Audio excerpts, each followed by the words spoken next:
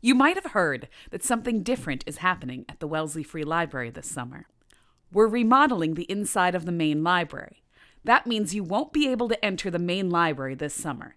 It also means we're changing a bunch of things to make the library prettier and easier to use.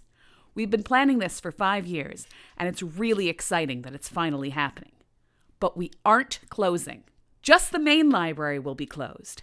If you come to the main branch, you won't be able to get any books or services. Uh-oh. But we're reopening the Fells and Hills branches, as well as a temporary space in town with all the COVID safety measures you've come to expect this year at the main library. Don't forget your mask. The Fells branch will be open daytime hours and have a children's librarian on staff to help you with your needs.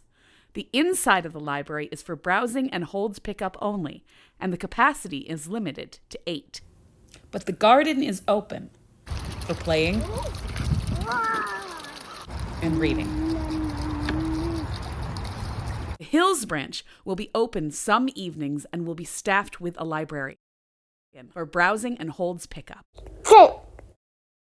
The temporary space in town is where Talbot's used to be, on the same block as Starbucks. It will be open a full schedule for browsing and holds, and will be staffed with a librarian. Capacity limited to 10. Don't forget to check our calendar for Zoom events and Facebook for story times. We're looking forward to helping you with your library needs this summer, and we can't wait to welcome you back to our renovated main library this fall.